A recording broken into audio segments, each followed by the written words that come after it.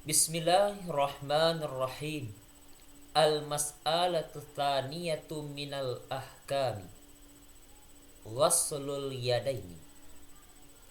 Masalah yang kedua tentang hukum-hukum adalah membasuh dua tangan.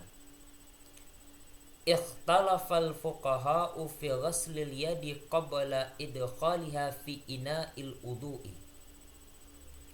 Fadhahaba qaumun ila annahu min sunanil wudu'i bi itlaqin wa in tayaqana taharatal yadi wa huwa masyhuru mazhabi malikin wa syafi'i wa qila innahu mustahabbun li syaqqi fi taharati yadihi wa huwa aidan marwiyun an malikin wa qila inna ghaslal yadi wajibun alal muntabihi minan naumi wa bihi qala Daudu wa ashabuhu wa farraqa qaumun baina naumil laili wa naumin nahari fa aujabu zalika fi naumil laili wa lam yujibuhu fi naumin nahari wa bihi qala Ahmadu. Telah terjadi silang pendapat para ahli fikih tentang membasuh tangan sebelum memasukkannya tangan tersebut ke dalam bejana udhu. Telah berfatwa suatu kaum bahwa sesungguhnya pekerjaan tersebut di antara sunnah udhu secara mutlak, dan sekalipun telah meyakini dia seseorang suci tangannya. Dan dianya pendapat itu adalah pendapat yang masyhur di kalangan mazhab Imam Malik dan Imam Asy-Syafi'i radhiyallahu anhuma. Dan dikata orang, sesungguhnya pekerjaan tersebut adalah dianjurkan bagi orang yang ragu tentang kesucian tangannya. Dan itu pendapat juga diriwayatkan dari pendapat Imam Malik. Dan dikata orang, sesungguhnya membasuh tangan adalah wajib atas orang yang bangun dari tidur. Dan itu pendapat adalah perkataan Imam Abu Daud dan para sahabat-sahabatnya. Dan satu kaum memisahkan antara bangun malam, antara tidur malam dan tidur siang. Maka mereka mewajibkan demikian itu pekerjaan pada tidur malam dan tidak mewajibkan mereka pekerjaan tersebut pada tidur siang. Dan itu adalah perkataan Imam Ahmad bin Hanbal radhiyallahu anhu. Fatahassala fi dzalika arba'atu aqwalin. Qaulun innahu sunnatun bi itlaqin wa qauluhu innahu istihbabun lisyaqqi wa qaulun innahu wajibun alal muntabihi minan naumi wa qaulun annahu wajibun alal muntabihi minan naumil laili duna naumin nahari. Maka kesimpulan pada yang demikian tersebut ada 4 perkataan para ulama. Yang pertama, satu perkataan sesungguhnya pekerjaan membasuh tangan sebelum memasukkan ke dalam bejana udhu adalah sunnah secara mutlak. Dan satu perkataan lagi mengatakan sesungguhnya pekerjaan itu adalah dianjurkan bagi orang yang ragu. Dan satu perkataan sesungguhnya perbuatan tersebut adalah wajib hukumnya atas orang yang bangun dari tidur. Dan satu perkataan yang terakhir mengatakan bahwasanya pekerjaan adalah wajib atas orang yang bangun dari tidur malam, bukan terbangun dari tidur siang.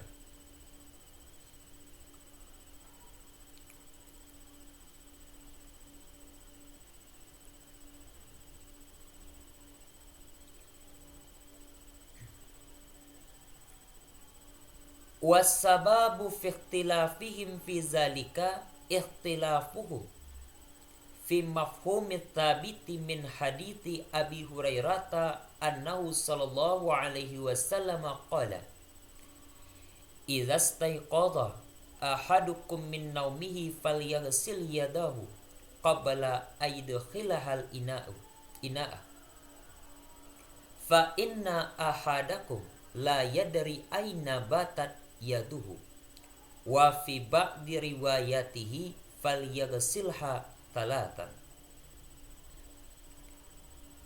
Dan sebab terjadinya silang pendapat mereka tentang perbuatan demikian itu adalah terjadinya silang pendapat mereka di dalam memahami berupa hadis yang tetap, berupa hadis Abi Hurairah bahwa sesungguhnya Nabi Shallallahu Alaihi Wasallam telah bersabda, apabila salah seorang kamu telah bangun dari tidurnya, maka hendaklah ia membasuh tangannya sebelum memasukkan tangan tersebut ke dalam bejana uduk. Maka sesungguhnya salah seorang kamu, ia tidak tahu di mana saja posisi tangannya atau tetap tangan tersebut. Dan di dalam sebahagian riwayat-riwayatnya juga, maka hendaklah ia membasuh tangan itu sebanyak 3 kali. Faman lam yara baina ziyadatil waridati fi hadzal hadithi ala ma fi ayatil udu'i mu'aradatan wa baina ayatil udu'i hamala lafzal amri hahuna ala zahirihi minal ujubi wa ja'ala zalika fardan min furudil udu'i. Maka orang yang tidak berpendapat antara tambahan yang datang di dalam ini hadis atas sesuatu yang ada di dalam ayat udu akan adanya sesuatu pertentangan dan antara ayat udu membawa ia orang itu lafaz amar yang ada di sini secara zahirnya dari wajib dan menjadikan dia orang akan yang demikian itu perbuatan menjadi suatu perbuatan yang fardu dari fardu udu. Wa man fahima min haula'i min lafzil bayati naumal laili au jaba zalika min naumil laili faqat. Dan orang yang berpendapat atau ulama yang memahami dari sekalian dari lafaz al-bayat dari bahwa makna dari al-bayat ini maknanya tidur. Dan orang yang memahami dari sekalian dari lafaz al-bayat tidur tersebut dia bawa kepada makna tidur malam, mewajibkan ia demikian pekerjaan yaitu kepada tidur malam saja. Wa man lam yafham minhu dzalika wa innama fahima minhu an-naumu faqat aujaba dzalika ala kulli mustayqizin min naumin naharan aw lailan. Dan orang yang tidak memahami darinya demikian itu hanya saja memahami dia orang minhu darinya lafaz al-bayat tersebut untuk makna tidur saja, mewajibkan dia demikian pekerjaan kepada tiap-tiap orang yang bangun dari tidur, baik berupa tidur siang ataupun bangun dari tidur malam.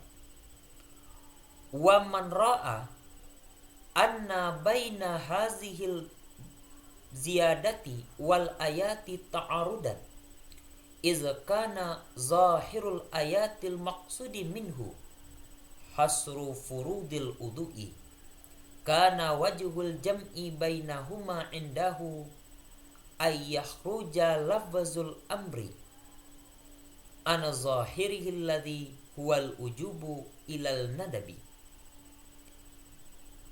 Dan orang yang berpendapat bahwa sesungguhnya antara ini tambahan dan ayat saling berlawanan, karena ada zahir ayat yang dimaksud darinya ayat itu adalah membatasi fardu-fardu udu, adalah bentuk mengkompromikan antara keduanya hadis maupun ayat. Di sisinya orang yang berpendapat bahwa mengeluarkan lafaz amar dari zahirnya, yang dianya lafaz amar secara zahirnya itu adalah wajib kepada yaitu sunnah.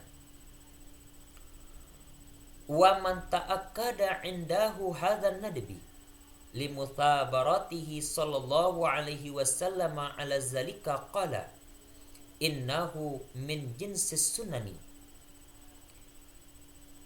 Dan sementara orang yang menguatkan di sisinya orang ini anjuran hukumnya sunnah karena membiasakannya perbuatan tersebut oleh Nabi Shallallahu Alaihi Wasallam. Ia berkata, sesungguhnya perbuatan itu di antara satu jenis dari sunnah-sunnah udu. Wa man lam yata'akkad indahu hadzal nadbi qala inna zalika min jinsil mandubil mustahabbi wa haula'i ghaslul yadi indahum bihadhil hali iza tayakkanat taharatuha a'ni may yaqulu inna zalika sunnatun may yaqulu innahu nadbun.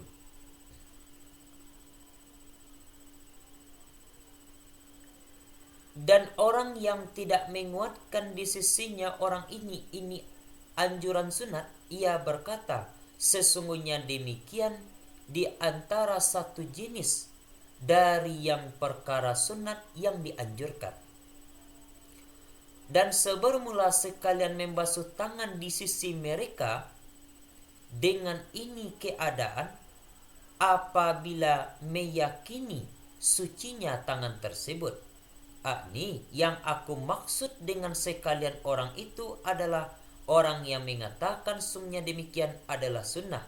Kemudian orang yang mengatakan sesungguhnya perbuatan itu adalah sunnah. Wa man lam yafham min haula'i min hadzal hadithi ilatan tujibu indahu ayyakuna min babil khasi urida bihil amu kana zalika indahu manduban lil mustayqizi minan naumi faqat. Dan orang yang tidak memahami atau tidak berpendapat dari sekalian dari ini hadis akan adanya suatu ilat yang mewajibkan ilat itu di sisinya orang, bahwa ada dianya pekerjaan itu dari bab khas, yang dimaksud dengannya pekerjaan itu adalah untuk umum, adalah yang demikian di sisinya orang adalah sunnah, dianjurkan bagi orang yang bangun dari tidur saja. Wa man fahima minhu illatan illatasyaqi wa ja'alahu min babil khasi urida bihil ammu kana dzalika indahu lisyaqqi li'annahu fi ma'nan na'im. Dan orang yang memahami minhu darinya hadis itu akan adanya suatu illat, yaitu berupa keraguan. Berarti illat di sini bahwa anjuran untuk melakukan membasuh tangan itu adalah karena ragu, dan menjadikan dia seorang akannya pekerjaan akannya hadis itu dari bab khas, yang dimaksud dengannya adalah untuk umum, adalah demikian pekerjaan di sisinya orang adalah bagi orang yang ragu, atau adalah demikian pekerjaan indahu di sisinya orang yang beranggapan bahwa sesungguhnya hadis itu berbicara untuk membasuh tangan bagi orang yang ragu, karena bahwa sesungguhnya keraguan itu berposisi juga di dalam makna orang yang tidur. Wa zahirum min hadzal hadithi annahu lam yuqsad bihi hukmul yadi fil wudu'i wa innama qusida bihi hukmul ma'il ladzi yatawadda'u bihi iza kanal ma'u mushtaratan fihi taharatu. Dan yang jelas atau secara zahir dari ini hadis, bahwa sesungguhnya hadis tidaklah dimaksud dengannya hadis itu, atau hadis itu tidak berbicara tentang hukum membasuh tangan di dalam wudu. Hanya saja yang dimaksud dengannya hadis adalah hukum air yang berwudu ia seseorang dengannya air tersebut, apabila ada air itu disyaratkan padanya air itu yaitu suci.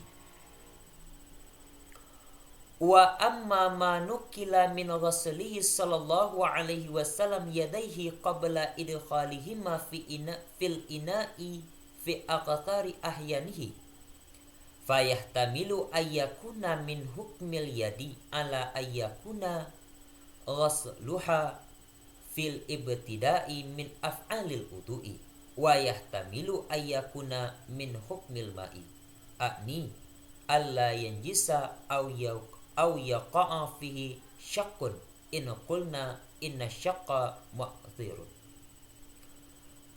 Dan adapun apa yang telah dinukilkan tentang membasuhnya Nabi Shallallahu Alaihi Wasallam akan dua tangannya sebelum memasukkan ia Nabi dua tangan tersebut ke dalam bejana wudu di dalam semasa hidupnya Nabi, maka boleh jadi bahwa ada dianya perbuatan itu di antara hukum tangan, atas bahwa ada membasuhnya Nabi tangan itu secara mula-mula di antara tata-tata cara berwudu. Dan boleh jadi juga bahwa ada dianya pekerjaan itu di antara hukum air, akni yang aku maksud bahwa tidak bernajis atau terjadi padanya perbuatan tersebut adanya suatu keraguan, jika kami mengatakan sesungguhnya keraguan itu berpengaruh terhadap suatu perbuatan atau terhadap suatu ibadah yang akan dikerjakan.